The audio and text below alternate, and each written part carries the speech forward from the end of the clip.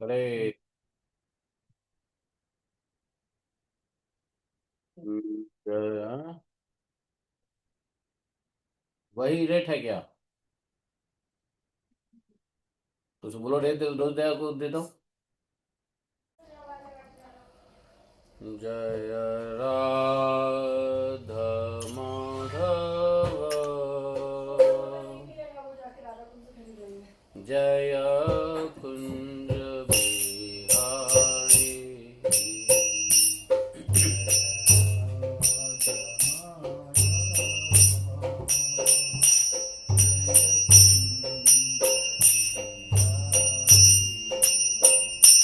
जय राधा माधव,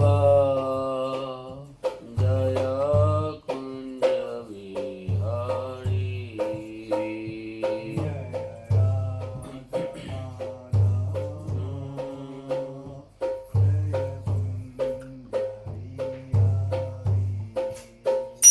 जय राधा माधव,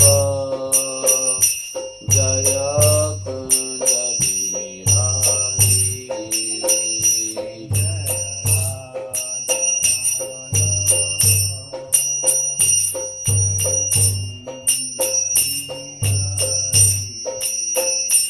जय गोपी जन वल्लभ, जय गिरिवरधारी।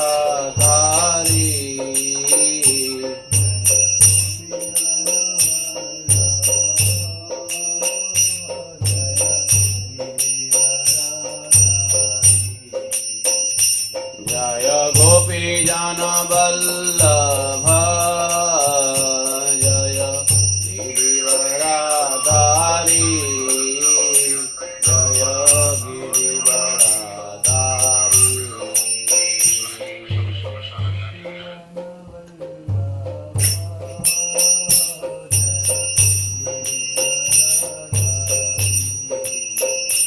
जय गोपी जन वल्लभ, जय गिरिवरधारी।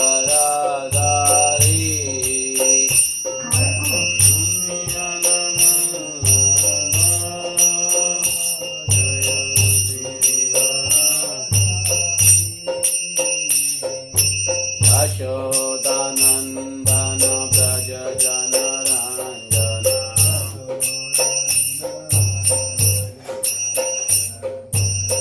यशोदानन्दन व्रज जनरञ्जन।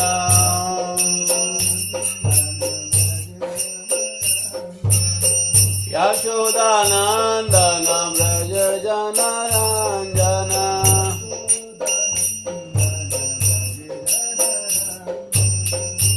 जमुना तीरा वनचारी,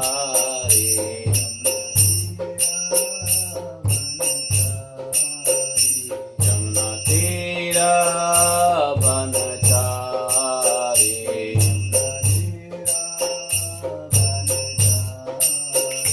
जय राधा माधव, जय कुंज बिहारी।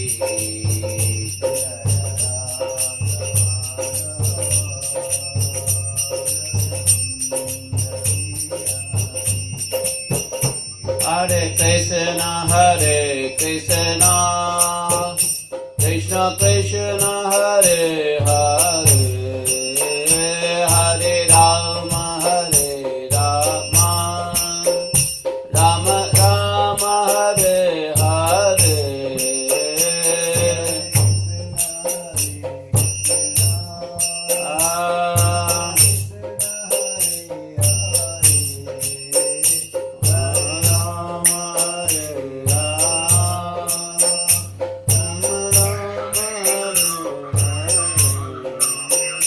हरे कृष्ण कृष्ण कृष्ण हरे हरे, हरे राम राम राम हरे हरे।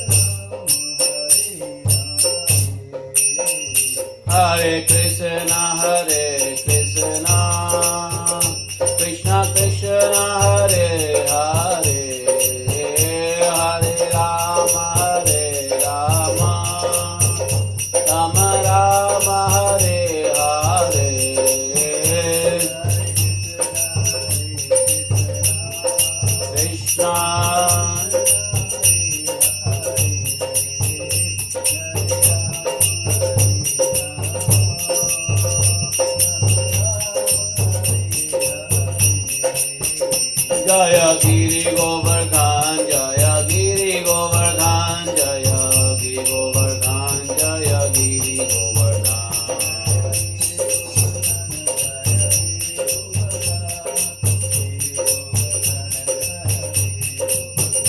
जय राधा गिरिधारी जय राधा गिरिधारी राधा गिरिधारी जय राधा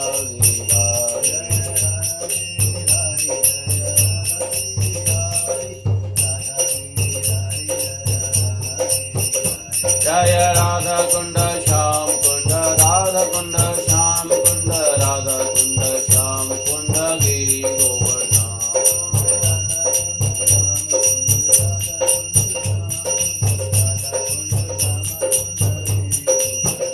जय कृष्ण बलराम जय कृष्ण बलराम कृष्ण बलराम जय वृंदावन राम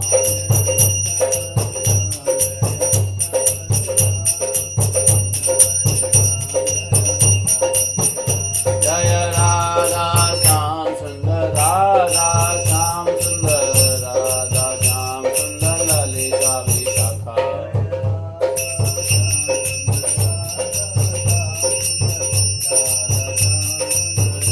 जय ललिता विशाखा जय राधे श्याम ललिता विशाखा जय राधे श्याम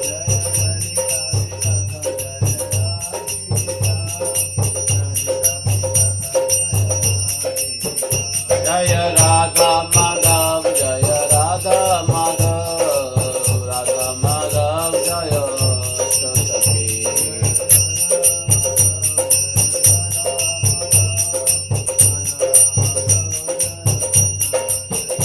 जय गौरानिताय जय गौरानिताय गौरानिताय जय गौरानिताय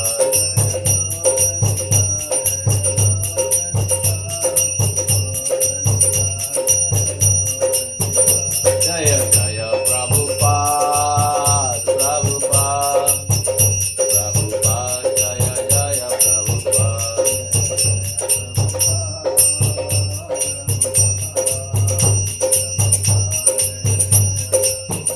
जय जय गुरुदेव गुरुदेव गुरुदेव जय जय गुरुदेव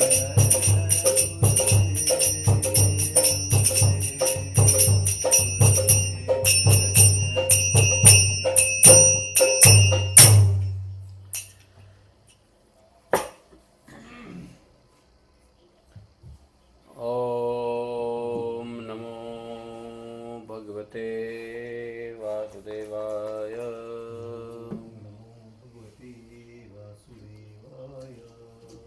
ॐ नमो भगवते वासुदेवाय ॐ नमो भगवते वासुदेवाय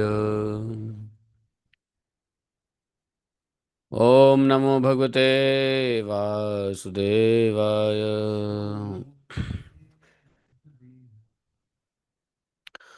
नारायणं नमस्कृत्यं नरं चैवं नरोत्तमं देवीं सरस्वतीं व्यासं ततो जयमुदीरये नष्टप्रायस्वभद्रेषु नित्यं भागवत सेवया भगवतिरुत्तमश्लोके भक्तिः भवति निष्ठकी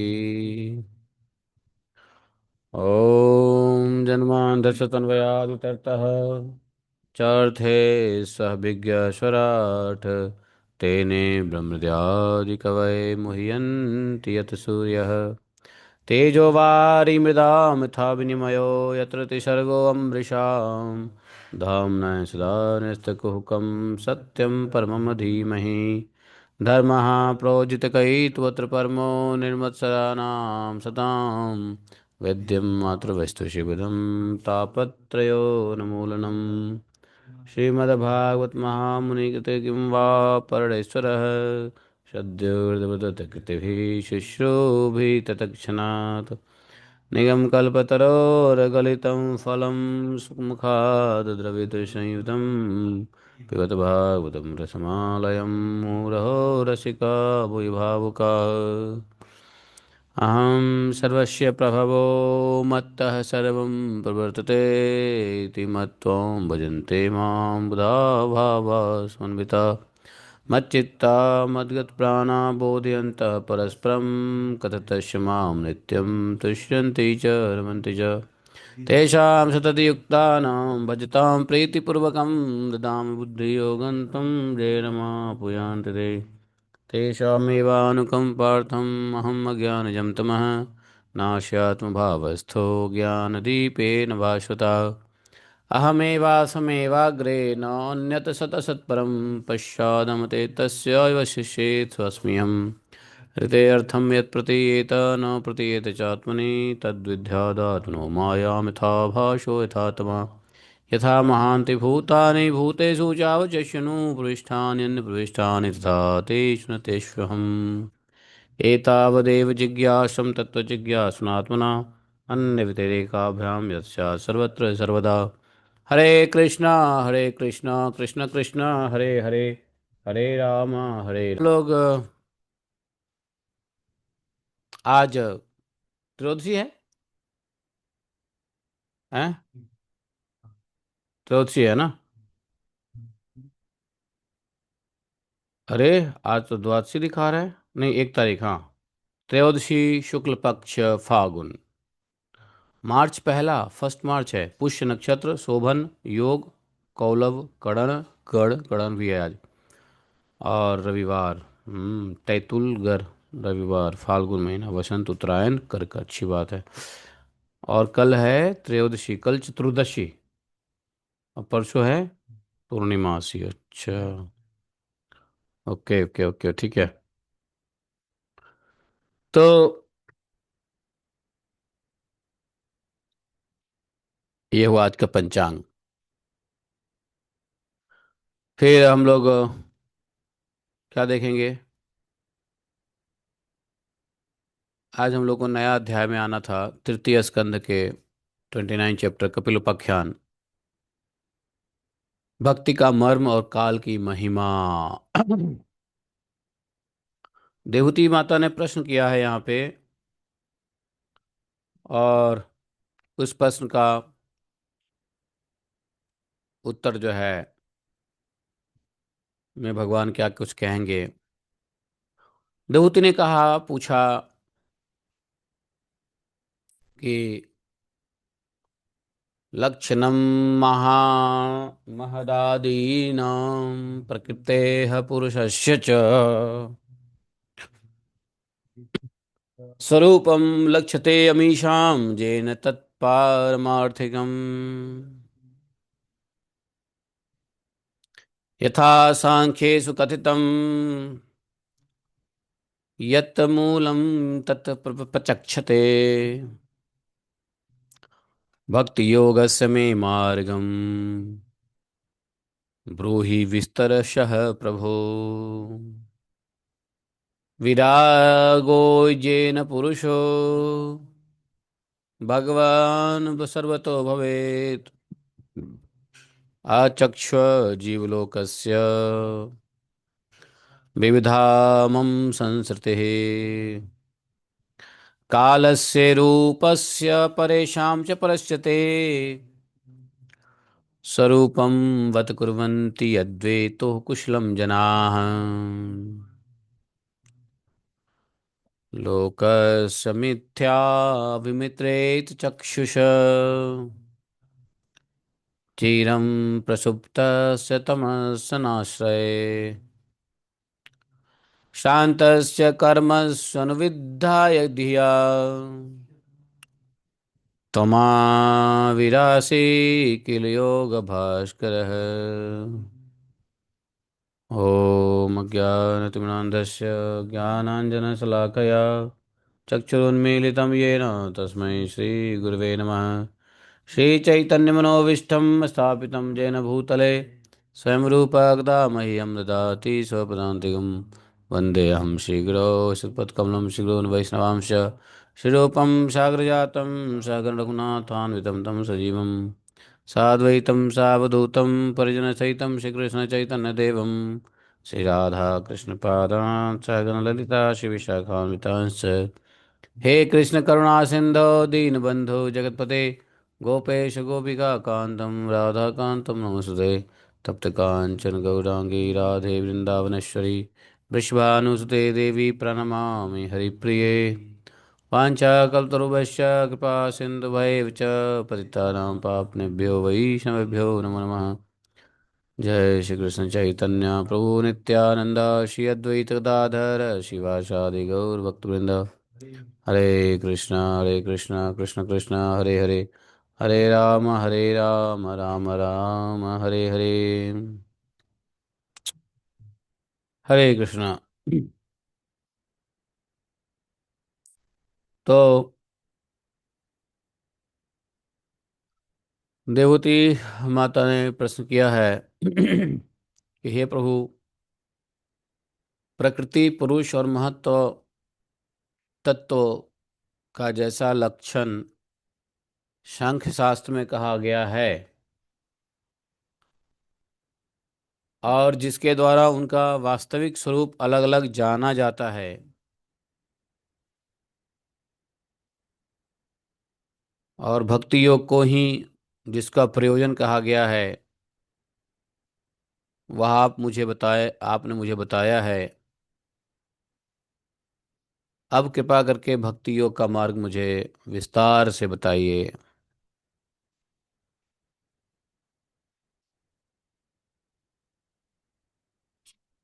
तो अभी तक भगवान ने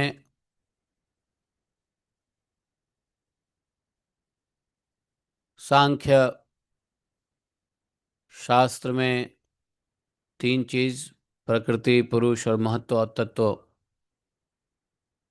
महत्तत्व आदि आदि मतलब उसमें अहंकार भी आता है। प्रकृति पुरुष महत्तत्व अहंकार पंच महाभूत तन्मात्राएं, इसके लक्षण सांख्य शास्त्र में बताया है भगवान ने। तो बोले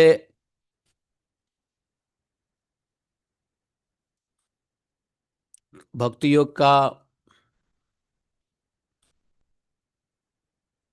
प्रयोजन भी, इन सब का प्रयोजन ही भक्ति योग है। तो ये तो आपने बताया, अब कृपा करके ये भी बताइए भक्ति योग की मार्ग को थोड़ा विस्तृत करके बताइए। और जो भक्ति में नहीं है, तो भक्ति योग के अलावे भी जो जीवों का स्थिति है, जन्म मरण रूप स्थिति, इनका भी वर्णन कीजिए। इस प्रकार की चीजों को सुनने से जीव को वस्तुओं से वैराग्य होता है।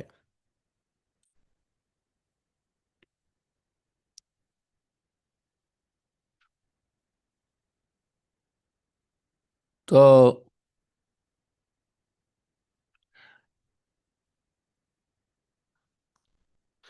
जब जीवों के मरण और जन्म की गतियों का वर्णन होगा,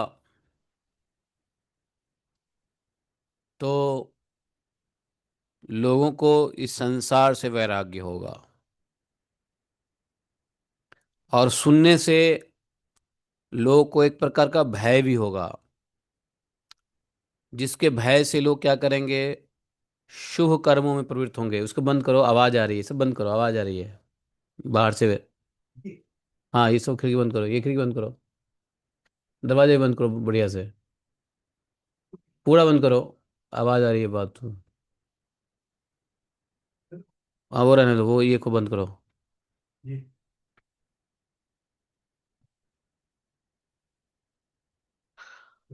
तो लोग शुभ कर्म में प्रवृत्त होंगे। आजकल लोग शुभ कर्म में प्रवृत्त क्यों नहीं हो रहे हैं? कलयुग के लोग शुभ कर्म में प्रवृत्त नहीं होने का कारण है कि जन्म मरण की जो गति हैं उसका कोई वर्णन नहीं सुनता है। जन्म मृत्यु की जो गति हैं उसके बारे में कोई सुनना नहीं चाहता है, कोई जानना नहीं चाहता है। यदि कोई गलती से सुन भी और जान भी लेता है तो उसमें भरोसा नहीं करता, विश्वास नहीं करता। हम नहीं मानते हैं, है ना। आगे किसने देखा है कि नहीं, दूसरा जन्म किसने देखा है, ये विश्वास नहीं करते। कहने के लिए सो कॉल्ड हिंदू हैं, लेकिन उनको जन्म मरण की चीज़ों में विश्वास नहीं, सुनने की हिम्मत नहीं।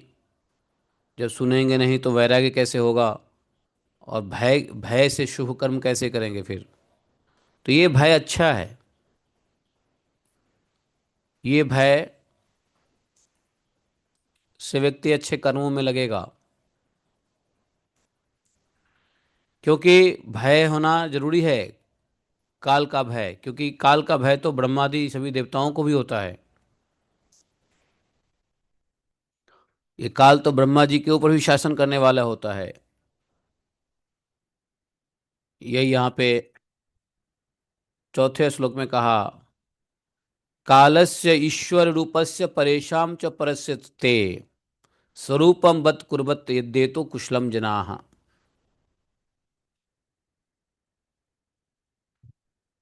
ये काल सर्वसमर्थ है, सब पे शासन करने वाला है। और उस सर्वसमर्थ काल का स्वरूप भी आप मुझसे कहिए। समझे।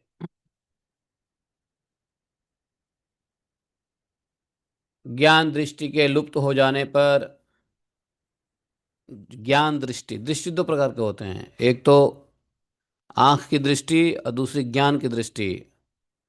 जब ज्ञान की दृष्टि नष्ट होती है तो आंख की दृष्टि से कोई ज्ञान नहीं होता, आंख की दृष्टि से भौतिक ज्ञान होता है। वास्तविक ज्ञान, ज्ञान की दृष्टि जब लुप्त हो जाती है तो व्यक्ति अपने देह गेह आदि मिथ्या वस्तुओं में ही अभिमान कर लेता है, और बुद्धि कर्मों में आसक्त हो जाने के कारण थक करके अनंत काल के लिए अंधकार में संसार में पड़ा रहता है। ऐसे जीव जो ज्ञान दृष्टि खो चुके हैं और मिथ्या शरीर और स्त्री और घर और इत्यादि वस्तुओं में जिनका अभिमान लगा हुआ है, आत्माभिमान, और अज्ञानतावश कर्म करके, कर्म में आसक्त होकर के जो संसार सागर के घोर अंधकार में पड़े हुए हैं, उनके लिए आप ही सूर्य के, आप जैसे योग प्रकाशक सूर्य ही प्रकट हुए हैं। कपिल देव को यहाँ पे माता ने योग प्रकाशक सूर्य कहा है कि नहीं। ये आप जैसे योग प्रकाशक सूर्य जो है,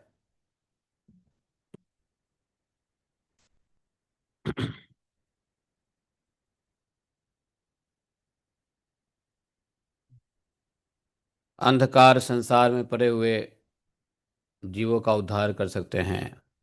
माता के बड़ा मनोहर वचन सुन करके कपिल देव जी ने माता की बातों को बड़ा प्रशंसा किया है, क्योंकि जीवों के प्रति दया से द्रवीभूत हो बड़ी प्रसन्नता के साथ माता से भगवान ने कहा। बोले भगवान वाच, भगवान ने क्या कहा। ये बात मैत्रेय जी ने कहा, इति मातो वचः सक्षणम माता की ऐसी शुभ लक्षणा बातों को सुनकर के प्रतिनंद्य महामुनि। हम्म। प्रशंसा किया। और भगवान ने कहा, देखो माता, भक्ति योगो बहुविधो मार्ग ही भामिनी भाव्यते। स्वभाव गुण मार्गेण पुंसाम भावो भी विभिद्यते। ध्यान से सुन लीजिए, भक्ति का मर्म बता रहे हैं। भगवान ने कहा कि साधकों के भाव के अनुसार भक्ति योग का अनेक प्रकार से मार्ग बताया है, अनेक प्रकार से प्रकाशित होता है भक्ति योग का। क्योंकि सभी व्यक्ति का स्वभाव और गुण अलग अलग होता है। स्वभाव और गुण, गुण से ही स्वभाव बनता है। तो गुण स्वभाव के भेद से मनुष्यों के भाव में भी विभिन्नता आ जाती है। देखो, इस बात को जब समझेंगे हम, तो इसका बहुत बड़ा फायदा ये होगा कि हमको भेद बुद्धि मिट जाएगी। भेद बुद्धि के मिटने के लिए यह ज्ञान बड़ा आवश्यक है।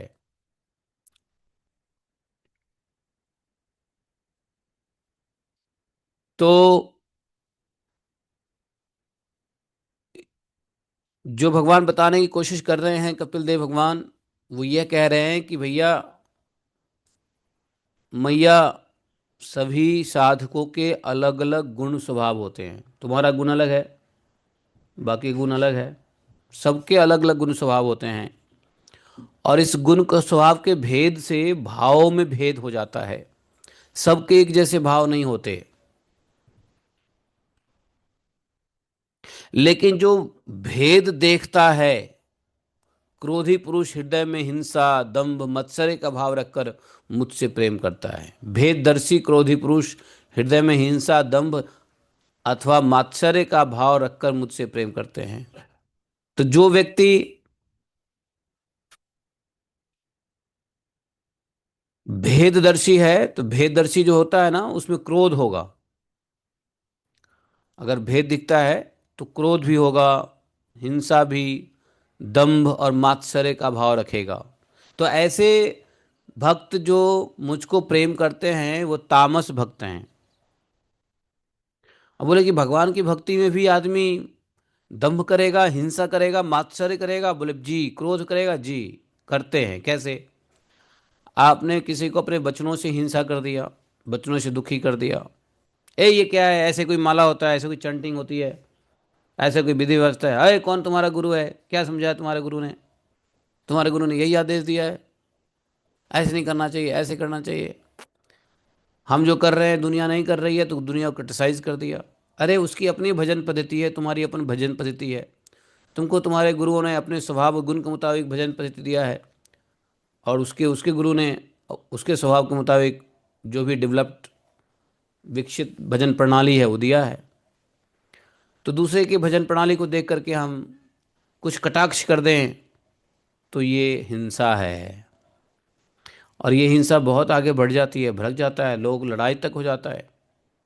अभी मान लो, शैव और वैष्णव की जो लड़ाई चलती थी वैश्व साउथ इंडिया में, और शैव वैष्णव की लड़ाई साउथ इंडिया में अभी भी चल रही कि नहीं चल रही पता नहीं, लेकिन पहले तो बहुत चलती थी।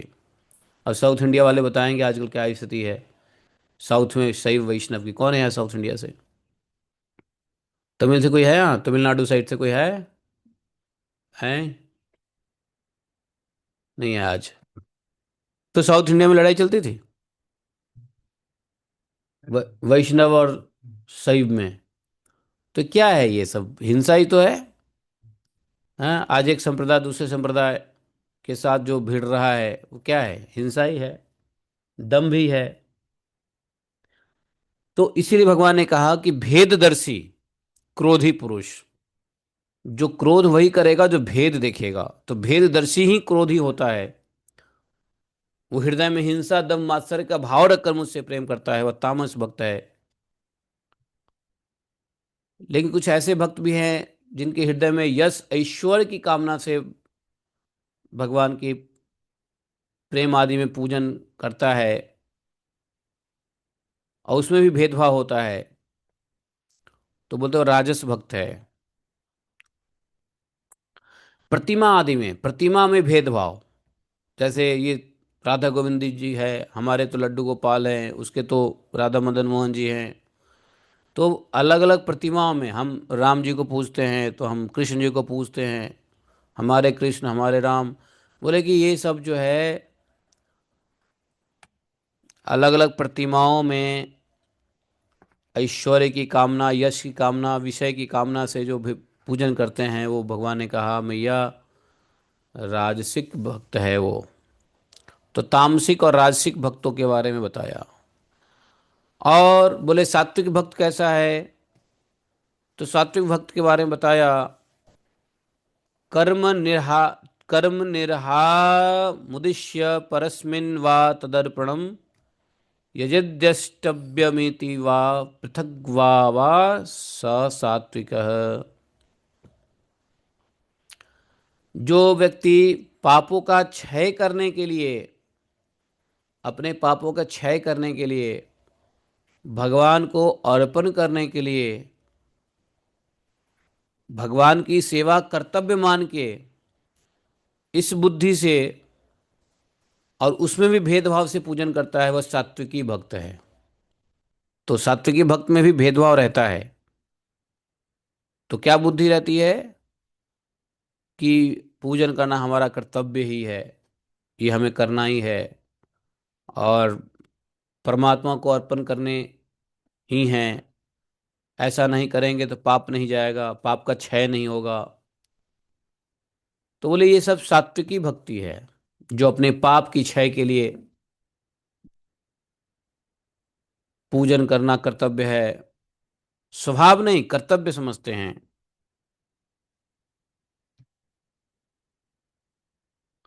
तो ये सब सात्विकी भक्त है।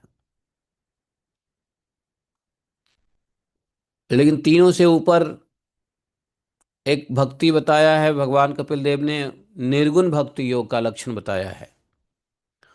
तो निर्गुण भक्ति कैसा है, जिसमें कोई गुण ही नहीं है, न सत्वगुण है, न रजोगुण है, न तमोगुण है। तो ऐसे भक्तों के लक्षण में कपिल भगवान कहते हैं कि जो भक्त मेरे कथा को सुनने में जिसकी मन लगी हुई है,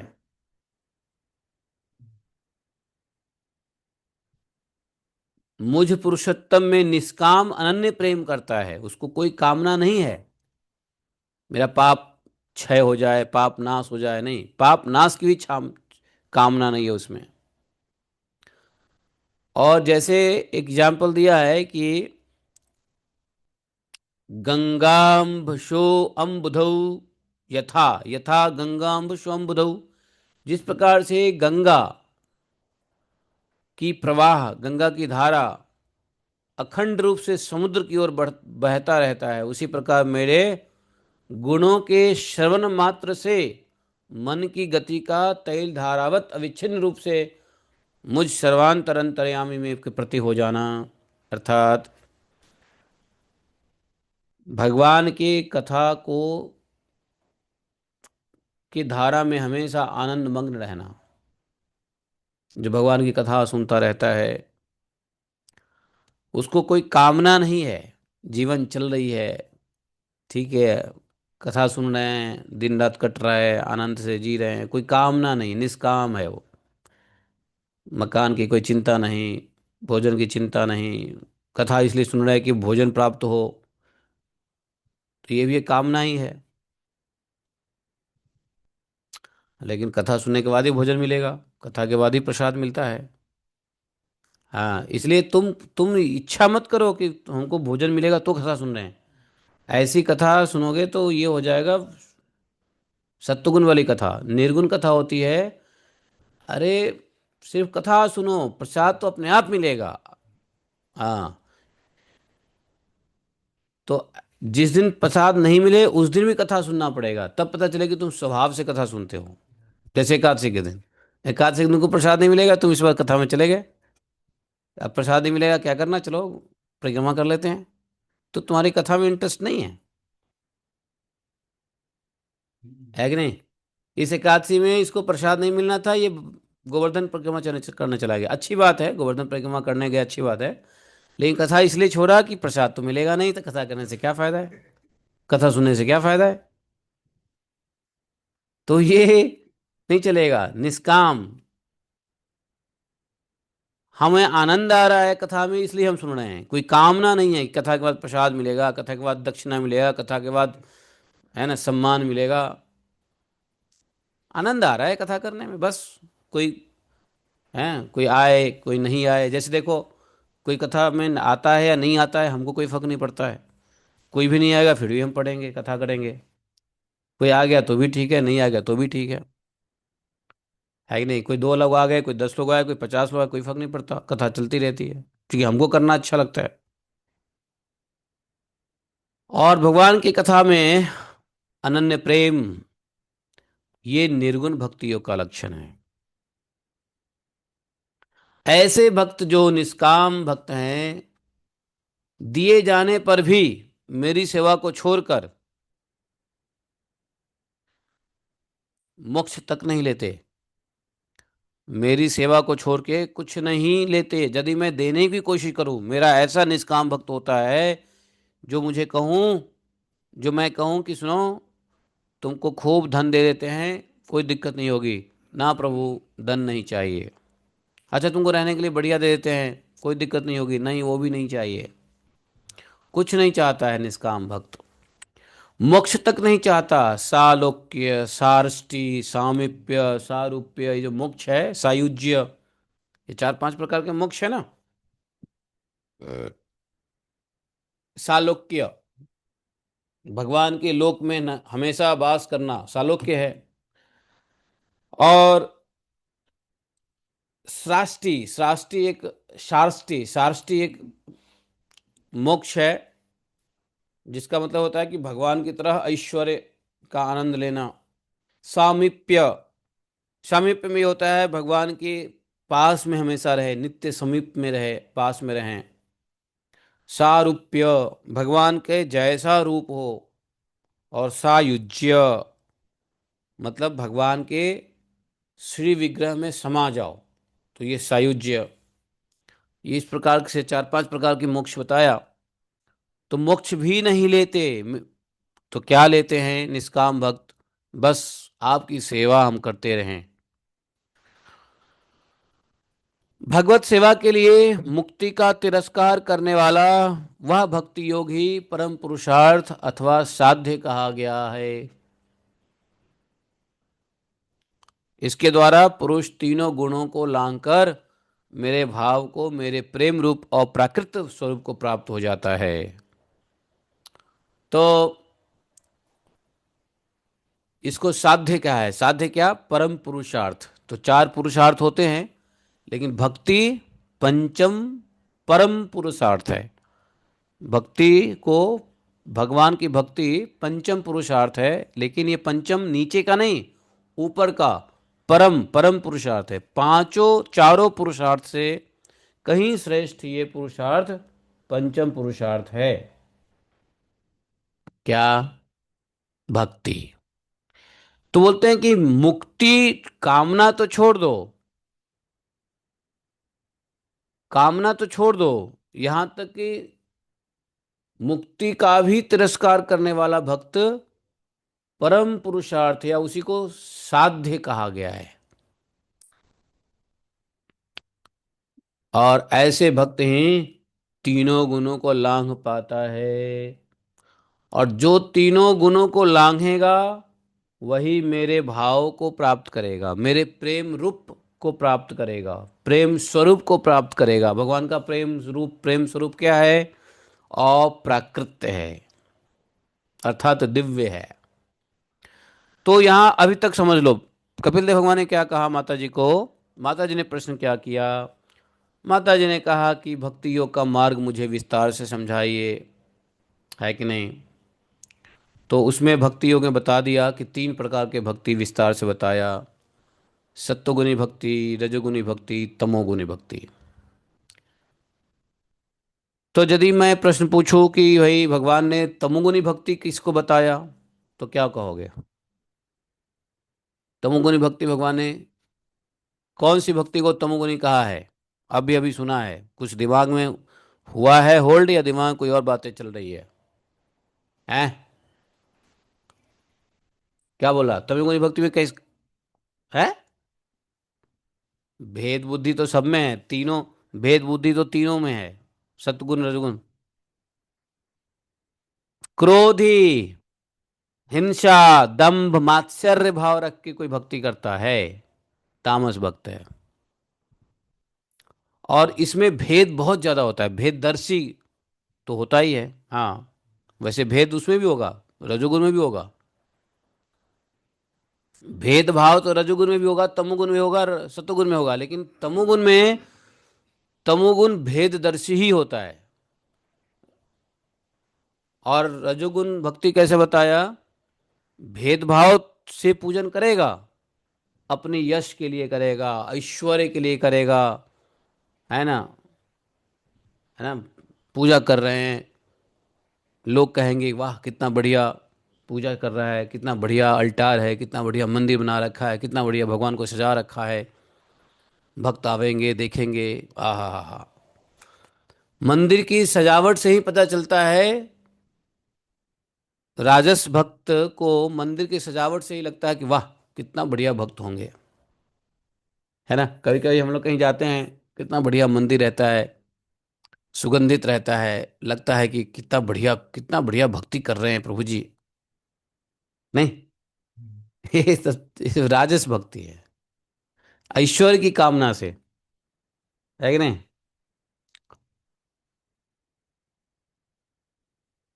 वो ठीक है, गलत भी नहीं है,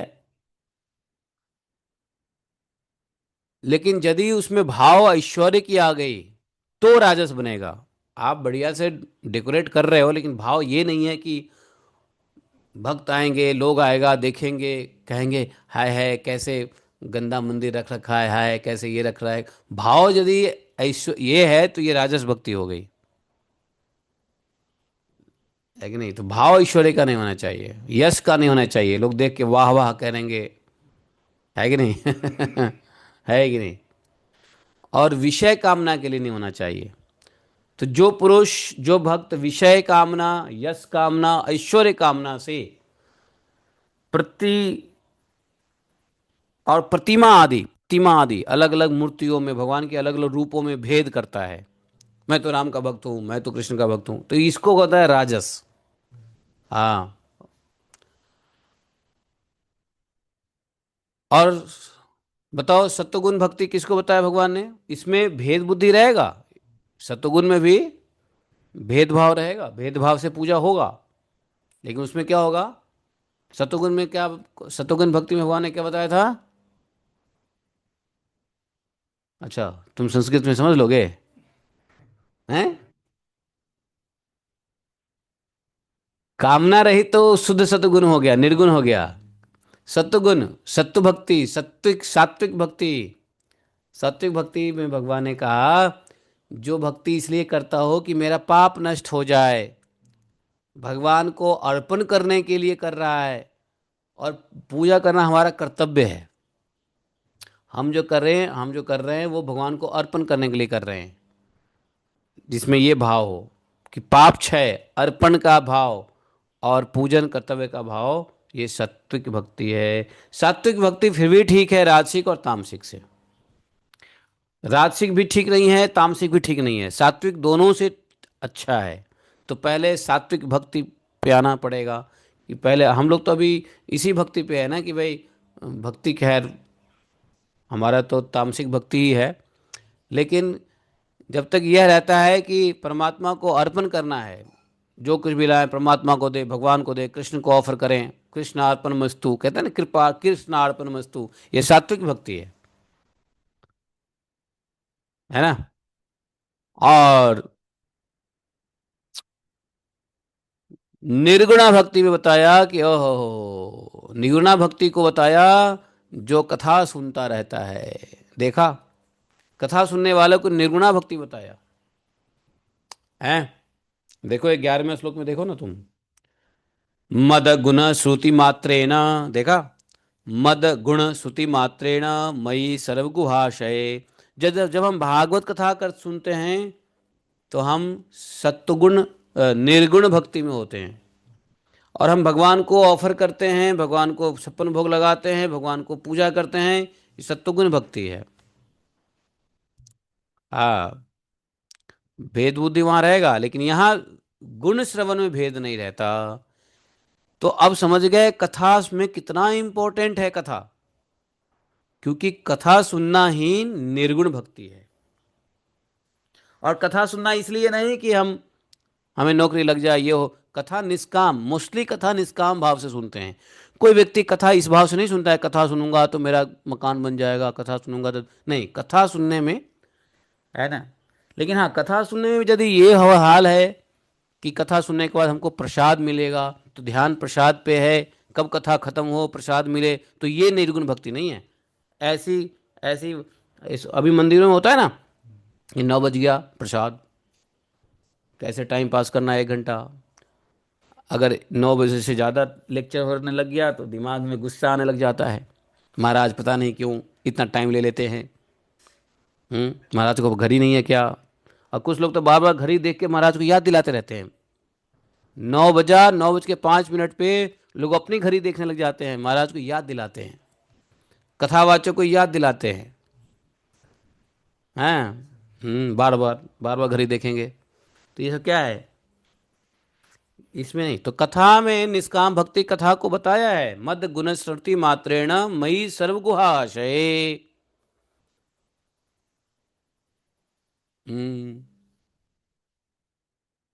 एक और कंडीशन बताया है, भगवान की कथा तो सुनते हैं, मेरी कथा तो, मेरी गुणानुवाद श्रवण करते तो हैं, साथ में मयि सर्वगुहाशय, मेरे प्रति ही,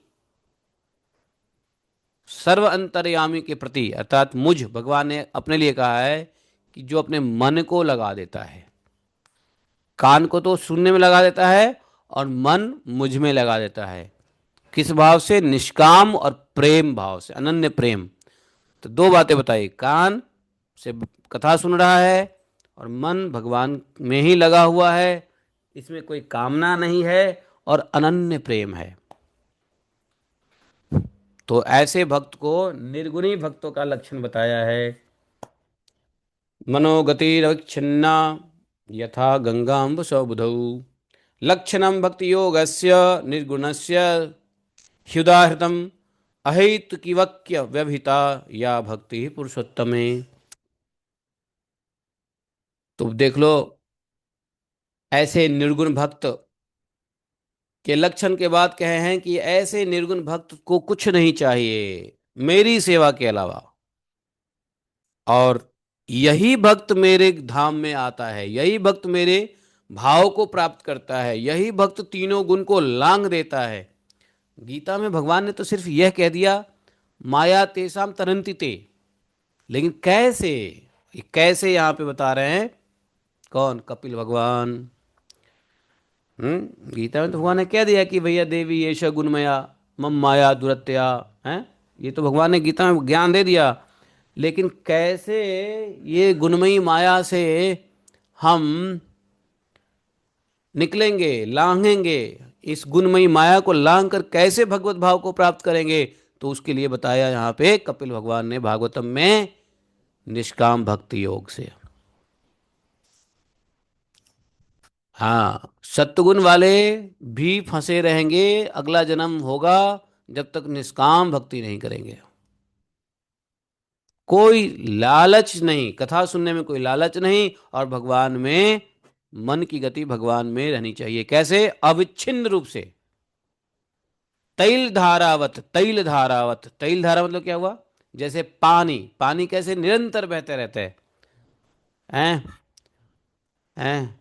गंगा जी में या जमुना जी में, जहाँ भी नदियाँ, चालू नदी है, उसमें पानी निरंतर बहता रहता है, कभी एक सेकंड के लिए रुकता है नहीं। धारावत, जैसे हैं, नदी के जल की गति सेकंड के लिए नहीं रुकता है, ऐसे ही मन की गति भगवान में लगा रहता है। खाते पीते उठते बैठते चलते फिरते सोते, कुछ भी करते हुए मन की गति क्या होती है, भगवान में लगा रहता है। कैसा? तैल धारावत। यही कहा, मनोगति अविच्छिन्ना। अविच्छिन्ना मतलब बिना रुके हुए, एक क्षण के लिए बिना रुके हुए, अविच्छिन्ना। यथा गंगाम्ब सो अम्बुधौ। गंगा का नाम लिया, गंगा मतलब नदियां, और गंगा मतलब गंगा जी भी। तो इस प्रकार के कंडीशन भगवान ने बताए हैं, तब जाके मैं बार बार इसको क्यों, यहीं पे मैं क्यों अटक रहा हूं, भगवान के इसी बात पे मैं बार बार अटक रहा हूं, क्योंकि वास्तव में यही भगवत भाव को प्राप्त कराने वाला है। दो काम है बस। निर्गुण भक्ति जिसे भगवत भाव को प्राप्त कर सकता है, ऐसी निर्गुण भक्ति जो तीनों गुण को लांघ सकता है। दो ही काम करना है बस। क्या करना है? भगवान की कथा का श्रवण करना है निष्काम भाव से, और दूसरा, मन को अविच्छिन्न गति से भगवान में लगाए रखना है, विदाउट एनी ब्रेक। अभी हमारी स्थिति क्या है? ब्रेक हो जाता है, थोड़ा भगवान में लग जाता है, थोड़ा देर माया में लग जाता है, थोड़ा देर इधर लग जाता है, थोड़ा देर उधर लग जाता है कि नहीं? नहीं, थोड़ा टीवी में लग जाता है, थोड़ा लैपटॉप में लग जाता है, थोड़ा मोबाइल में लग जाता है, नहीं? लेकिन एक बात यहाँ पे बहुत रहस्य की बात है, उसको बता दूं एक रहस्य की बात, कि नहीं चाहते हुए भी मन चला ही जाता है, लेकिन व्यवहार से, जैसे भाई बहुत सारे काम होते हैं, है ना? भजन भक्ति को जब जब भगवान के बारे में सोचेंगे तो भगवान के बारे में मन, लेकिन जब हम कुछ और काम करते हैं तो मन किसी और काम में लग जाता है। तो और काम क्या छोड़ दें, भगवान में भी मन लगा ऐसा काम छोड़ के नहीं। अर्जुन को यही कहा है कि काम नहीं छोड़ना है आपको, फिर मेरे मत अनुस मत अनुसरण। भगवान ने क्या कहा है अर्जुन को? गीता में भगवान ने किस प्रकार से काम करने को कहा है? अर्जुन जी को गीता में भगवान ने किस प्रकार से काम करने को कहा है? मेरे भाव में, मेरे चिंतन करते हुए, मत अनुस्मरण करते हुए। तो भाई आपका स्मरण करते हुए मैं कैसे काम करूंगा? ये कौन सी श्लोक में गीता में कहा है? निकालो वो श्लोक। भगवान ने ऐसा कहा है कि नहीं कहा है गीता में? आज हम यही बताना चाह रहे हैं कि बाकी काम करते हुए भी भगवान के अंदर मन कैसे लगे रहे। ये बहुत बड़ी इंपॉर्टेंट बात है, और इसका प्रैक्टिस कर लोगे तो आप मोबाइल भी चला रहे हो तो भी भगवान में मन लगा रहेगा, आप खा भी रहोगे तो भी, आप किसी से बात भी कर रहे हो तो भी, यहाँ तक कि किसी से लड़ाई भी कर रहे हो तो भी भगवान में मन लगा रहेगा। क्योंकि अर्जुन को यही भगवान ने कहा है कि लड़ रहे हो तो बस मेरा स्मरण करते हुए। गीता के 8वें अध्याय के 7वें श्लोक देखो। तस्मात् सर्वेषु कालेषु माम अनुस्मर युद्ध च मयि अर्पित मनो बुद्धि मामे वैश्य असंशयम। मामे वैश्य असंशयम। काय कि नहीं कहा है? गीता के 8-7 में देखो कितना बढ़िया श्लोक भगवान ने क्या कहा है। इसलिए हे अर्जुन, तुम हर समय मेरा स्मरण कर और युद्ध भी कर ले। अरे युद्ध करूंगा तो स्मरण कैसे करूंगा? मोबाइल चलाऊंगा तो स्मरण कैसे चलो करूंगा? मैं किसी से बात करूंगा तो आपका कैसे स्मरण करूंगा? मैं किसी से लड़ाई करूंगा तो आपका कैसे स्मरण करूंगा? ये यहाँ पे ट्रिक है। दिस इज द, क्या बोलते हैं उसको, कहते हैं सम टोटल। ये समझना है कि ये जब ट्रिक समझ में आ जाए कि हम भगवान को कैसे काम करते हुए स्मरण करें, भगवान कह रहे हैं मई अर्पित मनोबुद्धि, मुझ में मन और बुद्धि अर्पित करके तू निस्संदेह मुझे ही प्राप्त होगा। यही बात यहाँ पे भगवान कपिल कह रहे हैं कि मन को क्या करना है। मनोगति अविच्छिन्ना यथा गंगाम्ब सो बुधौ। गंगा के जल धारा की तरह अविरल, गंगा की अविरल धारा जैसे समुद्र में गिरती रहती है, वैसे ही मन को भगवान में गिरा रखे रहो। मद गुण श्रुति मात्रेण मयि सर्व गुहाशय। ये कैसे होगा, इसकी प्रैक्टिस कैसे होगी? हाँ, यही तो, यही तो समझना है। और जब ऐसा होगा तो अपने आप, इसी को तीसरे अध्याय में भगवान ने ये भी कहा। क्या कहा? मयि सर्वाणि कर्माणि। इसको एक और जगह पे कहा है भगवान ने, है ना। तीसरे अध्याय में भगवान ने कहा है मयि सर्वाणि कर्माणि सन्न्यस्य अध्यात्म चेतसः। और क्या कहा है? निराशि निर्ममो भूत्वा युधस्व विगत ज्वरः। तो आठवें अध्याय से पहले तीसरे अध्याय में ही भगवान ने इस बात को कहा है। तो तस्मात् सर्वेषु कालेषु माम अनुस्मर युद्ध च।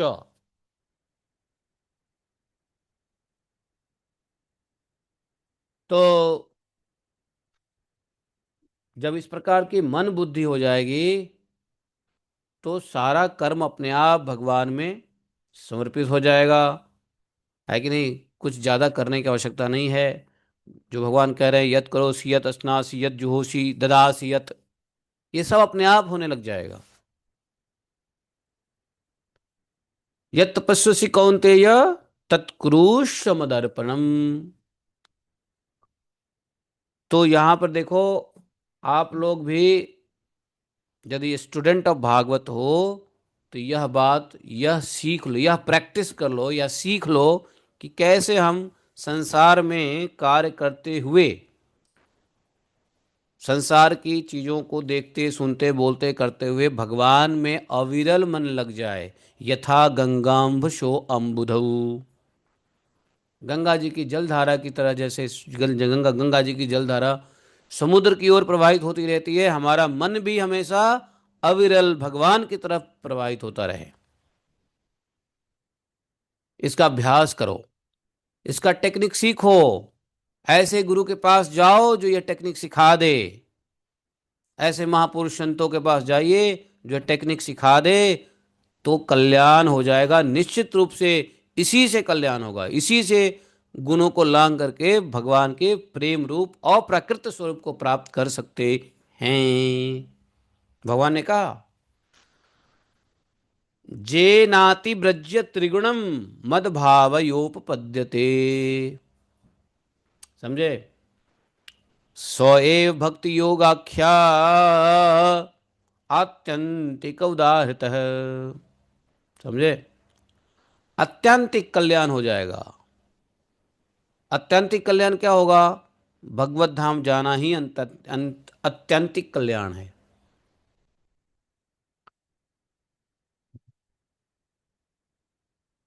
अच्छा, तो 14 श्लोक तक समझ गए आप? हमको सबको ध्यान रखना पड़ेगा कि सत्वगुण भक्ति क्या है, रजोगुण भक्ति क्या है, तमोगुण भक्ति क्या है। अब यहाँ पे कथा श्रवण का भी बड़ा इंपॉर्टेंस बताया। जब कथा सुनते रहोगे तो कथा श्रवण मन को भगवान के प्रति लगा ही देता है।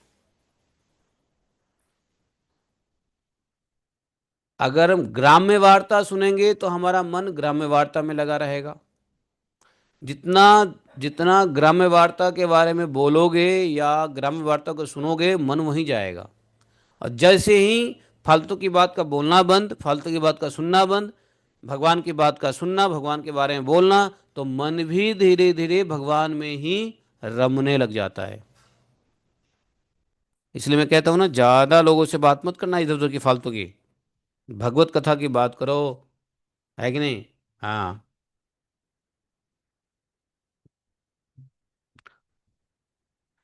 तो मन तो वही फॉलो करेगा ना जो सुनेगा या जो बोलेगा। कल मैंने बताया था mouth is a drainage system of mind, बताया था ना। Mouth is drainage system of mind. मुंह जो है मन का मोरी है। मोरी समझते हो? है?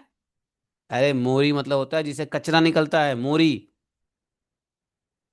जैसे नल का होता है ना, उसमें मोरी बनाते हैं नहीं, मोरी, गंदा पानी निकलने के लिए, जैसे मोरी है देखो। नाली, हाँ। नाली को शुद्ध भाषा में मोरी कहते हैं। ड्रेनेज, मोरी। गांव में नहीं रहे हो ना, गांव में मोरी निकालना कहते हैं। जैसे अभी मैंने निकाला ना ये पानी निकालने के लिए, इसको बोलते हैं मोरी बनाओ। अरे मोरी जाम हो गया। ऐसा। नाली बोलते हो, नाली। तो ये मुंह जो है मन का नाली है। फालतू की बात करोगे तो मन की सारे अच्छे विचार नाली में बह जाएंगे, और फिर गंदे विचार की धारा प्रवाह नाली चालू हो जाएगी।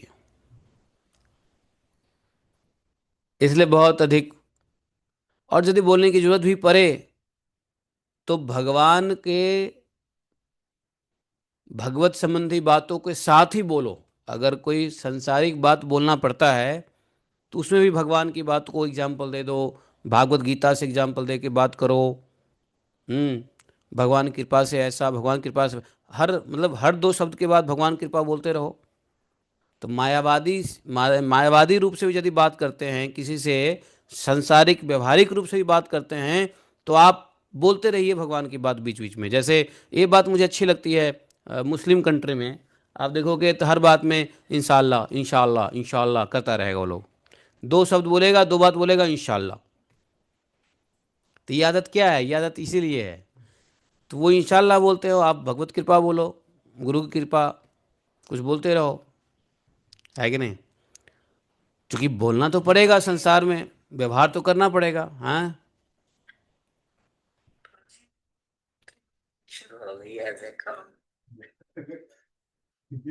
तो ये जो बातें हैं वो करना पड़ेगा। जैसे मैंने एक दिन बताया था एक कथा ना, तुम सुने थे उस कथा को? नहीं सुने थे? एक साधु थे, रामानंदी साधु। ये सत्य घटना है। रामानंदी साधु थे। उनके वो कुछ भी बोलते थे ना, तो उनके मुंह में बोलने की आदत होती थी, राम जी की इच्छा से, राम जी की इच्छा से, राम जी की इच्छा से। तो एक बार वो ट्रेन में चढ़ गए, और ट्रेन में चढ़े तो टिकट लिया नहीं, बैठ गए ऐसे ही। अब टीटी ने पकड़ा, महाराज जी टिकट कहाँ है? तो राम जी की इच्छा से, हम जल्दी में थे, राम जी की इच्छा से ट्रेन आई, राम जी की इच्छा से हम बिना टिकट लिए राम जी की इच्छा से बैठ गए, और राम जी की इच्छा से आप भी आ गए, राम जी की इच्छा से हम पकड़े गए। अब आप जो करना चाहो राम जी की इच्छा से कर लो। अब टीटी को यही बार बार बोले वो राम जी की इच्छा से, तो टीटी को बड़ा हंसी आई। वो बेचारे को। और टीटी ने कहा, तो राम जी की इच्छा से मैं अभी छोड़ देता हूँ, आप राम जी की इच्छा से आराम से जाइए और राम जी की इच्छा से आप भजन कीजिए। है कि नहीं? तो बड़े अलवेले साधु, है कि नहीं? ऐसे साधु को देखो जो इस तरीके की तकिया कलाम यूज करते हैं। अब लोग बाग तकिया कलाम भी कैसे यूज करते हैं फालतू की, है कि नहीं? नहीं, कुछ भी यूज करेंगे। अभी देखो, हैं, भैंस की आंख, अरे भैंस की आंख बोलने की क्या जरूरत है? है कि नहीं? हैं? हाँ, बहुत सारे लोग बोलते हैं तकिया कलाम, है ना, फिलिंग वर्ड्स। हाँ, हाँ, कृष्ण कृपा बोलो, गुरु कृपा बोलो, राम जी की इच्छा, भगवत इच्छा, है, वैष्णव इच्छा, है। तो ऐसे कुछ बोलते रहना चाहिए। कारण क्या है कि इससे आपके व्यवहारिक वाणी में भी भगवतीय गुण आ जाएगा, और वो वाणी शुद्ध ही रहेगी, व्यवहार में भी वाणी खराब नहीं होगा। और बहुत अधिक फालतू की बातें भी नहीं करनी चाहिए, है कि नहीं? इससे भक्ति भाव नष्ट हो जाएगा, भक्ति भाव में प्रवाह में रुक जाएगा। जो कहते हैं ना, ये अ, अ, गति अविच्छिन्ना, तो गति में विच्छिन्नता आ जाती है। तो समझे, बड़ा आसान है। तीनों गुणों में निर्गुण भक्ति बहुत आसान है। बस थोड़ा सा टेक्निक हमें सीखना है कि हम कैसे मन को भगवान में लगाएं और कथा सुनते रहें। वास्तव में कथा सुनने वाले ही भगवान में, जिसका मन, जो कथा सुनेगा उसी का मन भगवान में लगता है। हाँ।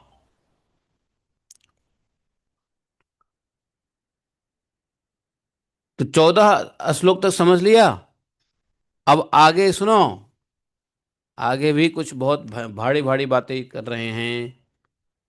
माता को कहा कि मैया, निवे निषेवितेना निमित्तेन, निषेवितेनात् नित्य में निमित्तेन स्वधर्मेण महीयसा क्रिया योगेन सस्तेन नाति हिंस्त्रेण नित्यशः। क्या करना है? अब जो है, इसके लिए भगवान ने कुछ प्रैक्टिकल, कपिल भगवान कुछ प्रैक्टिकल एग्जाम्पल दे रहे हैं, वो करना पड़ेगा। क्या? निष्काम भाव से श्रद्धा पूर्वक अपने नित्य नैमित्तिक कर्तव्यों का पालन करके, जो नित्य नैमित्तिक कर्तव्य है उसका पालन करना है निष्काम भाव से श्रद्धा पूर्वक। नित्य प्रति हिंसा रहित उत्तम क्रियायोग का अनुष्ठान करें। ऐसे क्रिया करें जिसमें हिंसा ना हो, किसी का मन दुखे नहीं, है कि नहीं। और मेरे मूर्ति का दर्शन, स्पर्श, पूजा, स्तुति, वंदना करने की बातें कह रहे हैं। प्राणियों में भी मेरी भाव करें। ऐसा नहीं है कि मूर्ति में मेरी भाव कर रहे हो, प्राणियों में मेरी भाव नहीं कर रहे हो। तो प्राणियों में मेरी भाव करो। धैर्य और वैराग्य के अवलंबन महापुरुषों का मान करो। दीनों पर दया करो और समान स्थिति वालों के प्रति मित्रता व्यवहार करो। अगर आपके बराबरी वाला है, बराबर के लोग हैं, उनसे मित्रता। अपने से नीचे दीनहीन कोई व्यक्ति है, उस पर दया करो। और अपने से ऊपर के व्यक्ति है, उनका मान करो, महापुरुषों का मान करो। धैर्य रखो, वैराग्य का धारण करो। धैर्य वैराग्य का अवलंबन करना चाहिए। सभी प्राणियों में मेरी भाव करो। सब करो, है ना। मूर्ति है तो मूर्ति का दर्शन, स्पर्श, पूजा, स्तुति करो, नो प्रॉब्लम। और बोले कि यम नियम का पालन करना चाहिए। आध्यात्म शास्त्रों को सुनना चाहिए। मेरे नामों का जोर से कीर्तन करने से तथा मन से सरल रहो। सत्पुरुषों का संग करो। अहंकार के त्याग से मेरे धर्मों का, भागवत धर्मों का अनुष्ठान करने वाले भक्त पुरुष का चित्त अत्यंत शुद्ध होकर मेरे गुण के श्रवण मात्र से अनायास ही मुझ में लग जाता है। ये 19 तक ये बात बोला। मद्धर्मणो गुणैरेतहि परिसंशुद्ध आशयः पुरुषस्याञ्जसाभ्येति सुतमात्र गुणम हिमाम। समझे? तो ये सब जो करते हैं उसका करने का तात्पर्य क्या होना चाहिए? नित्य प्रति क्रिया योग या भक्ति योग, प्रतिमा का दर्शन, स्पर्श, पूजा, स्तुति, प्रार्थना, है, ये सब करने का उद्देश्य क्या है? मन की सरलता, अहंकार का त्याग, सत्पुरुषों का संग, ये सब करने के लिए आपको प्रेरित करेगा। और फिर ऐसे भक्त का चित्त अत्यंत शुद्ध हो जाता है जो ये सब करता है। और जब चित्त शुद्ध होता है, चित्त शुद्ध होने के बाद जब भगवान के गुणों का श्रवण करता है, तो कहते हैं अनायास ही मन मुझ में लग जाता है। फिर हुक्ड हो जाता है, कहीं इधर उधर जाता ही नहीं मन। मन अभी हमारा भगवान के प्रति हुक्ड क्यों नहीं है? तो बोले कि चित्त शुद्ध नहीं है। तो ये सब चित्त शुद्ध करने के लिए बताया कि भगवान का नाम का जोर से उच्चारण करो, यम नियम का पालन करो। यम नियम का पालन ये सब क्या है? चित्त की शुद्धि के लिए। लेकिन चित्त की शुद्धि के बाद क्या करना है? भगवान की कथा तब जब सुनोगे, ओहो। लेकिन ऐसा नहीं है कि कथा अभी ठीक है प्रभु जी, कल से हम नहीं भागवत सुनते हैं, पहले चित्त को ही शुद्ध कर लो, नहीं। ये सब साथ में करना पड़ेगा। अध्यात्म शास्त्र का श्रवण भी साथ में, नाम उच्चारण भी साथ में, यम नियम का पालन भी साथ में, फोर रेगुलेटरी प्रिंसिपल का पालन साथ में, दूसरे के प्रति दया, मित्रता, महापुरुषों का मान सम्मान, संतों का संग, धैर्य, वैराग्य, मूर्ति पूजा, डिटी वर्शिप इत्यादि इत्यादि जो है, नित्य नैमित्तिक कर्तव्यों का पालन ठीक ठीक से, हिंसा नहीं करना इत्यादि, ये सब से बोले कि चित्त शुद्ध होगा। और जब अत्यंत चित्त शुद्ध होकर मेरे गुणों का श्रवण करोगे, ओ हो, अनायास ही अनायास ही लग जाएगा परिसंशुद्ध आशय। बोलते हैं कि माता जैसे वायु, हवा, हवा क्या करते हैं? गंध को उड़ा ले जाता है। गंध का आश्रय क्या? फूल। फूल के अंदर गंध होता है। गंध का आश्रय क्या होता है? फूल। तो हवा जब चलती है तो गंध को उसके आश्रय फूल से उड़ा के ले जाती है दूसरे जगह। कहाँ तक? नाक तक लाती है। क्यों? गंध कहाँ है? फूल पे है। लेकिन हवा चलने से वो गंध फूल को छोड़ के कहाँ ले आते हैं? हमारे नाक तक। नहीं, उसी प्रकार से भक्ति योग में तत्पर, राग द्वेष विकारों से शून्य चित्त परमात्मा की तरफ ले जाता है। समझे? तो हवा का कार्य क्या है? हवा क्या है? तो भक्ति योग। और किसको ले जाता है? कहाँ? चित्त को। कहाँ? भगवान की ओर। तो भक्ति योग की ऐसी हवा है जो चित्त को भगवान की तरफ प्राप्त करा ही देता है। तो इसलिए भक्ति योग को यहाँ पे मर्म बता रहे हैं। क्या बता रहे हैं?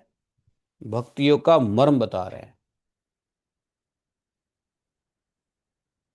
तो भक्ति योग को हवा, वायु से यहाँ पे कंपेयर किया कि जिस प्रकार वायु गंध को, सुगंध को उसके बेस, आश्रय फूल से हटा करके नाक तक ले आता है, वैसे ही भक्ति योग चित्त को राग द्वेष से हटा करके परमात्मा तक ले जाता है। तो भक्ति योग से अलावा और कहीं से भी राग द्वेष की विकार, राग द्वेष, अविद्या, अभिनिवेश, ये सब विकार भक्ति योग के अलावा कहीं नहीं शून्य हो सकता है। भक्ति योग में ही ये विकार शून्य होते हैं और चित्त शुद्ध होके परमात्मा में लय आ जात लग जाता है। अच्छा, मैया को बड़ा आश्चर्य हो रहा है। सही कह रहे हो प्रभु, सही कह रहे हो। भगवान कहते हैं अहम सर्वेषु भूतेषु भूतात्मा अवस्थितः सदा तम अवज्ञाय माम मर्त्य कुरुते अर्चा विडम्बनम। लो, बोले कि देखो मैया, मैं सभी आत्मा में, सभी के आत्मा में हैं, सभी में, सभी जीवों में आत्मा के रूप में विराजमान रहता हूँ, स्थित रहता हूँ सभी जीवों में। इसलिए जो लोग दूसरे जीवों में मेरी अनादर करके मूर्ति पूजन करता रहता है, वह पूजा का ढोंग रचाता है मैया।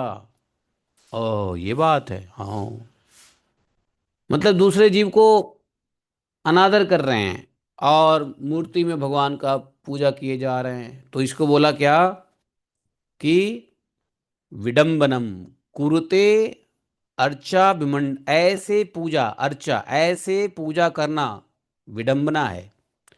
तम अवज्ञाय माम मर्त्य, जीवों में मेरी अवज्ञा करके, जीवों में मैं आत्मा के स्वरूप मैं ही हूँ सभी जीवों में, तो उनमें अवज्ञा कर रहा है और मेरे मूर्ति में वो पूजा कर रहा है, तो बोले कि ये विडंबना है, ये केवल स्वांग है। तो अहम सर्वेषु भूतेषु भूतात्मा अवस्थितः सदा। समझे? हाँ, इसलिए सभी जीवों में भगवान का दर्शन करना और उस जीव के उपाधि के मुताबिक उनको सत्कार देना, है कि नहीं, अवश्य चाहिए। जीवों के अंदर भगवान का अनादर करके मूर्ति पूजा का कोई फायदा नहीं है, वो सब ढोंग है, भगवान ने कहा। और क्या कहा? बोले यो माम सर्वेषु भूतेषु संतम आत्मनमीश्वरम, कि जो, देखो बोले कि कौन सा श्लोक है, 22वां श्लोक है, यो माम सर्वेषु भूतेषु, मैं सबका आत्मा हूं। परमेश्वर भगवान सभी भूत में स्थित हैं, भूत मतलब जीव, शरीरधारी। तो सभी शरीरधारियों में भगवान स्थित हैं, स्थित भगवान के रूप में स्थित मैं परमात्मा हूं। ऐसी दशा में जो मोहवश मेरी उपेक्षा करके केवल पूजन में लगा रहता है, वह तो मानो भस्म में ही हवन कर रहा होता है। जुहोसी सहा। समझे? तो इसको भस्म में हवन करता है। तो बोले ऐसे भेददर्शी अभिमानी पुरुष दूसरे जीवों के साथ वैर करता है और इस प्रकार उनके शरीरों में विद्यमान मुझ आत्मा से द्वेष करता है, उसको, उसके मन को कभी शांति नहीं मिल सकती है। न मनः शांति मिच्छति। समझे?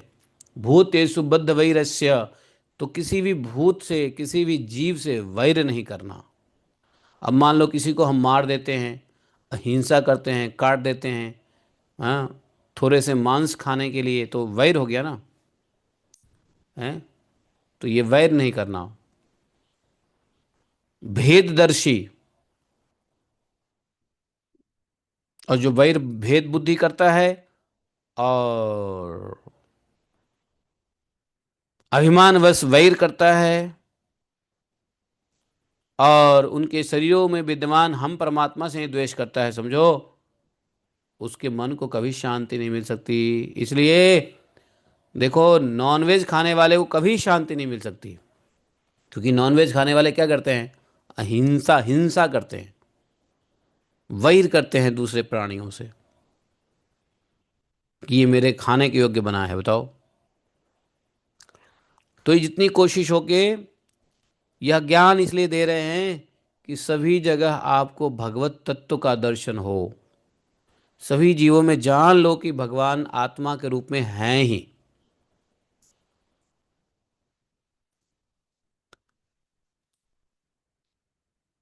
और अभिमान से वैर नहीं करना, किसी इच्छा या स्वार्थवश किसी का नुकसान नहीं करना। निस्वार्थ, बिना कोई स्वार्थ नहीं है, लेकिन हमने किसी को नुकसान कर दिया, उसमें अभिमान भी नहीं है, स्वार्थ भी नहीं है, और नुकसान हो गया किसी का हमसे, तो फिर भी भगवान से क्षमा मांगना, प्रायश्चित करना, यह भगवान मेरे से निस्वार्थवश, निरअभिमानवश ही सही, लेकिन हमसे उस जीव के प्रति तो हिंसा हो गया। तो ये प्रायश्चित ही, ऐसा प्रायश्चित, ये अब इस प्रार्थना को ही प्रायश्चित मान लिया जाएगा। भाई आपके मन में कोई वैर नहीं था, आप अभिमान भी नहीं कर रहे थे, लेकिन फिर भी मर गए। जैसे मान लो अभी सामने मच्छर दिखता है, तो मच्छर को मारने का मन नहीं करता है, मच्छर को उड़ा देने का मन करता है, उड़ा दिया। लेकिन पीछे हमने हाथ डाला खुजली के लिए, अपने शरीर की खुजली के लिए हाथ डाला, उसके उसमें बीच में मच्छर आ गया और मर गया। तो इसमें कोई अभिमान नहीं है, कोई भेद दर्शन नहीं है, न कोई वैर है, इत्तेफाक से मर गया। फिर भी भगवान से प्रार्थना कर लेते हैं, हे भगवान, हरे कृष्ण, देखो एक मच्छर मर गया।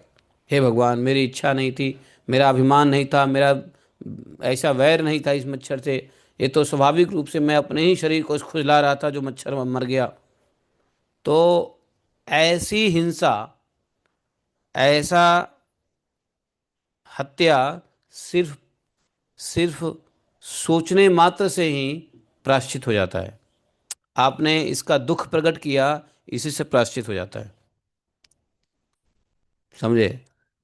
तो उसका क्या कहना, जो भेद दर्शन से, अभिमान से, वैर से जो जीवों को मारता है, वो वह महापाप है। वे तो ऐसे को शांति कभी नहीं मिल सकती है। माता जी 24वें श्लोक में कह रहे हैं, अहम उच्चावचई द्रव्य ही क्रिययोत्पन्नयाघ्ने, न्याघे अनघे अनघे, उत्पन्न या अनघे।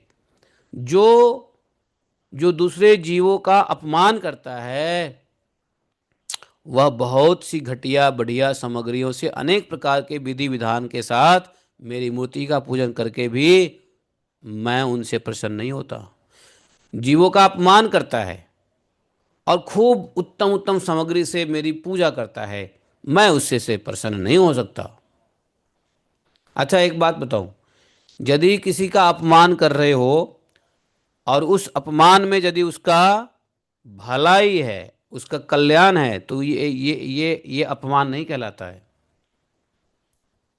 ये अपमान नहीं कहलाता है। यदि कल्याण की दृष्टिकोण से किसी के साथ वैर कर रहे हो, कल्याण की दृष्टिकोण से किसी के साथ अभिमान कर रहे हो, अच्छा कल्याण की दृष्टि से किसी के का वध कर रहे हो, तो वह वध भी वध नहीं कहलाता है। जैसे एक राजा चोर को दंड देता है या हत्यारे को फांसी की सजा देता है, तो क्या वो हत्यारे के अंदर में भी तो भगवान है। तो क्या वो राजा अगर हत्यारे को फांसी की सजा देता है तो राजा को पाप लगेगा? नहीं लगेगा। क्यों? क्योंकि हत्या के लिए मृत्यु दंड जो है वो उसके कल्याण के लिए है। राजा जो दंड अपराधी को देता है उसके कल्याण के लिए देता है। तो इसलिए राजा का दिया हुआ, जैसे माता अगर बच्चों को खूब पिटाई कर दी एक दिन, बच्चे खूब रो रहा है बेचारा, तो क्या वो जीव हिंसा हो गया? नहीं, उसको सुधारने के लिए ऐसा किया जा रहा है। बच्चा कोई चीज मांगे, माँ ना दे, तो क्या माँ उसके साथ वैर कर रही है? नहीं। क्यों? उसके भला के लिए नहीं दे रही है। तो यदि भला बुद्धि हो, यदि कल्याण की बुद्धि हो, तो फिर ऐसे अपमान को अपमान नहीं माना जाता, ऐसे अभिमान को अभिमान नहीं माना जाता, ऐसे भेद बुद्धि को भेद बुद्धि नहीं दिया जाता, और इसको वैर भी नहीं समझा जाता। गुरुजी अपने 10 शिष्यों में एक शिष्य को दंड देते हैं, तो गुरुजी ये नहीं कह सकते गुरुजी में भेद है, बाकी को आपने कुछ नहीं कहा, एक को ही कुछ कहा। ऐसा नहीं है, वो कल्याण के हेतु बताते हैं। तो ये यहाँ समझना पड़ेगा चीज़ों को। तो यहाँ पर माता जी को कहा कि मैया, मैं कभी प्रसन्न नहीं होऊंगा, दूसरे जीव का अपमान करो और मेरे 56 भोग से पूजा करो, नहीं, कुछ नहीं हो सकता। मनुष्य अपने धर्म का अनुष्ठान करता हुआ तब तक मुझ ईश्वर की प्रतिमा आदि में पूजा करता रहे जब तक उसे अपने हृदय में एवं संपूर्ण प्राणियों में स्थित परमात्मा का अनुभव न हो जाए। भगवान ने मूर्ति पूजा अर्थात प्रतिमा, विग्रह पूजा बताए कि तब तक करो जब तक कि सभी के हृदय में, संपूर्ण प्राणियों में मेरा अनुभव न हो जाए। अब जब संपूर्ण प्राणियों में मेरा अनुभव हो जाए, परमात्मा का अनुभव हो जाए, तो क्या मूर्ति पूजा छोड़ दें? तो बोले जब सभी प्राणियों में भगवान की अनुभूति हो जाएगी तो फिर मूर्ति पूजा करने की जरूरत ही क्या है? मूर्ति पूजा तो इसलिए होता है कि सभी प्राणियों में अनुभूति हो जाए। इसलिए जो व्यक्ति आत्मा और परमात्मा के बीच में थोड़ा भी अंतर करता है, वह भेददर्शी को मैं मृत्यु रूप महान भय देता रहता हूं, बार बार मृत्यु के जंजाल में फेंकता रहता हूं। जो आत्मा और परमात्मा के बीच थोड़ा भी अंतर करता है। तो आत्मा और परमात्मा के बीच में अंतर देखो नहीं, करो नहीं, बोलो भी नहीं। आत्मा ही परमात्मा है, परमात्मा ही आत्मा है। परमात्मा अनु विभु ऐसा है, लेकिन अंतर नहीं है। इसलिए मैया संपूर्ण प्राणियों के भीतर घर बनाकर उस प्राणियों के ही रूप में स्थित मुझ भगवान का, मुझ परमात्मा का यथा योग्य दान करो, मान करो, मित्रता का व्यवहार करो, पानी पूछो, दूध पीछो पूछो, खाना पूछो, और समान दृष्टि द्वारा पूजन करना चाहिए। संपूर्ण प्राणियों के भीतर भगवान कहते हैं कि मैंने ही घर बना करके स्थित हूं, इसलिए जो कर सकते हो करो, अधिकार के मुताबिक यथा योग्य। भगवान ने कहा है कैसा? यथा योग्य। अब ये नहीं कि सबको एक जैसा नहीं कर सकते हैं, यथा योग्य।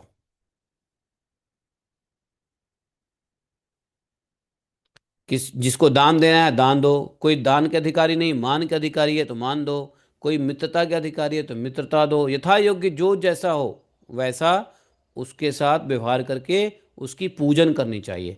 तो पूजन का मतलब यही होता है।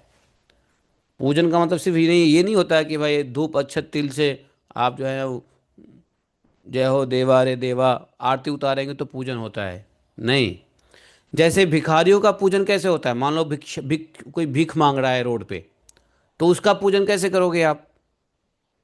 तो आप उसके प्रति थोड़ा मित्रता का व्यवहार करो, समदृष्टि करो, या उसको थोड़ा दान दे दो। दान देने से भिखारियों की पूजा हो जाती है। भिक्षुक को भिक्षा देने से भिक्षुक लोगों की पूजा हो जाती है कि नहीं? समाज के लोगों को मान देने से समाज की पूजा होती है। पिता की आज्ञा मानने से पिता की पूजा हो जाती है। गुरु की आज्ञा मानने से, गुरु के उपदेश को धारण करने से गुरु की पूजा हो जाती है। गाय को हरी घास खिलाने से गाय की पूजा हो जाती है। जरूरी नहीं गाय के सामने पंच प्रदीप दिखाओ, जय गो माता, जय सुरभि मैया जय, पांच प्रदीप दिखाया और गाय को जो है सूखा भूस डाल दिया, तो हरा चारा ही खिलाना गाय की पूजा हो जाती है। तो यथा योग्य अधिकार के मुताबिक पूजन करनी चाहिए। संपूर्ण प्राणियों के भीतर मैं ही घर बना के रह रहा हूं, सावधान। अच्छा, तो ये भगवान ने बताया। अब यहां तक हम लोग पढ़ लेते हैं आज, कल आगे बताएंगे। भगवान ने ये बताया है कि कौन किससे श्रेष्ठ है, कौन किससे श्रेष्ठ है इस संसार में। तो ये तो जानना पड़ेगा। तो जब तक हम श्रेष्ठता को नहीं जानेंगे तो कैसे हम व्यवहार करेंगे? कौन किससे श्रेष्ठ है, कौन किससे सीनियर है, कौन किससे ज्यादा। श्रेष्ठ का मतलब है कि ज्यादा महत्व देता है, बड़ा छोटा नहीं। श्रेष्ठ, श्रेष्ठ मतलब महत्व किसकी किससे अधिक है, और महत्व के मुताबिक उसके साथ व्यवहार करने चाहिए। तो इसका ज्ञान हम लोग कल लेंगे। आज यहीं पे रुक जाते हैं। आज आप लोग मनन करो, भगवान ने क्या कहा। भगवान ने भक्ति के मर्म को समझाया, है कि नहीं? और काल की, आज हमने भक्ति के मर्म समझे, कल हम लोग समझेंगे काल का, काल की महिमा। ठीक है? हैं? हाँ, भक्ति का मर्म और काल की महिमा। तो काल की महिमा हम कल समझेंगे। आज 29वें श्लोक तक भक्ति की महिमा मर्म को हमने समझा। यही भक्ति है। प्रथम मार्च है आज। हम्म। प्रथम मार्च है ना, 1 मार्च। तो आज आप लोग कपिल भगवान के इन्हीं बातों में मनन करो कि सतोगुण भक्ति क्या है, रजोगुण भक्ति क्या है, तमोगुण भक्ति क्या है, निर्गुण भक्ति क्या है, और भगवान जो कह रहे हैं, हाँ, किस प्रकार से मन को भगवान में लगाया जाए, किस प्रकार से जो है ना जीवों के प्रति व्यवहार किया जाए, और कैसे परमात्म तत्व कैसे वर्शिप, डीटी वर्शिप करते हुए भी बाकी चीज, है ना, डीटी वर्शिप कब तक करना है, विग्रह सेवा कब तक करनी है, और ये सब। ठीक है, तो ये सब बात जो है ना बताया। और काल का महत्व कल समझेंगे हम लोग। आज के लिए इतना ही। बोले ग्रंथराज श्रीमद्भागवतम की। एकम शास्त्रम देव की पुत्र गीतम, एको देवो देव की पुत्र एव, एकम मंतस्य तस्य नामानि यानि कर्मापि तस्य दिवस सेवा। त्वमेव माता च पिता त्वमेव, त्वमेव बन्धुश्च सखा त्वमेव, त्वमेव विद्या द्रविणं त्वमेव, त्वमेव मम सर्वदेव देवः। कृष्णाय वासुदेवाय हरे परमात्मने प्रक्लेशनाशाय गोविन्दाय नमो नमः। हे कृष्ण करुणा सिंधु दीनबंधु जगतपते गोपेश गोपिका कांतम राधा कांतम नमोस्तुते। तप्त कांचन गौरांगी राधे वृंदावनेश्वरी वृषभानुसुते देवी प्रणमामि हरिप्रिये। वाञ्छाकल्पतरुभ्यश्च कृपा सिन्धुभैव च पतितानां पावनेभ्यो वैष्णवेभ्यो नमो नमः। जय श्री कृष्ण चैतन्य प्रभु नित्यानंद श्री अद्वैत गदाधर शिवासादि गौरभक्तवृंद। एक स्पेशल कमेंट बता देता हूँ। यदि किसी को यह दिमाग पे जोर मत डालो। यदि सतोगुण रजोगुण तमोगुण भक्ति नहीं याद रहती है तो मत याद करो। सिर्फ इतना याद रखो कि निर्गुण भक्ति कैसा है, क्योंकि निर्गुण भक्ति से ही भगवान भाव प्राप्त होने वाला है। बाकी किसी भी गुणमयी भक्ति से भगवत भाव प्राप्त नहीं होने वाला है। तो इसलिए बाकी तीन याद रहे तो ठीक है। किसी को पढ़ाना हो तो याद रखो। अगर अपने लिए याद रखने में ज़्यादा टेंशन हो रही है तो इतना सिर्फ याद रखो कि निर्गुण भक्ति कैसी होती है। और निर्गुण भक्ति बताया क्या, याद है निर्गुण भक्ति? कथा और मन को अविरल भगवान में लगाए रहना। कथा श्रवण करो, भगवान के गुणानुवाद श्रवण करो, और मन को भगवान में लगाए रखो। और मन को हमेशा भगवान में कैसे लगाना है इसका टेक्निक सीखो, बस काम बन जाएगा। हाँ, मन भगवान में कैसे होना चाहिए ये सब ध्यान रखो। ठीक है, बस ये है निर्गुण भक्ति। इसी से भगवत भाव मिलने वाला है, इसी से गोलोक धाम जाने वाले हो। कुछ दिन पहले ये कह रहे थे ना हमको कोई कि भगवत धाम कैसे जाएंगे, एक सीक्रेट बता दो बता दो। ये यही सीक्रेट है, यही सीक्रेट है। आ भगवत स्वरूप भगवत भाव का सीक्रेट यही है। कथा सुनते रहो और हमेशा मन भगवान में लगाए रहो। इसलिए यह टेक्निक सीखो कैसे भगवान में लगाना है। जैसे गीता में भगवान ने कहा है, मत अनुस्मरण। हम्म। हरे कृष्णा। गीता में भगवान ने सब कुछ कह दिया है, लेकिन इतना इतना मतलब गूढ़ रहस्य है गीता का। उसको भागवतम से ही गीता का रहस्य प्रकाश होता है कि नहीं? भागवतम से ही गीता के रस प्रकाश होता है। इसलिए जो भागवतम नहीं पढ़ा वाकई में गीता भी नहीं समझा। गीता की भी अंडरस्टैंडिंग भागवत से ही होती है। नहीं तो भगवान ने वहाँ तो ढड़ ढड़ ढड़ इतना स्पीड से बोलते चले गए हैं, है ना, कोई लपका कोई नहीं लपका ऐसा। हम्म। तो हम लोग नंद नंदन स्तोत्र पढ़ेंगे।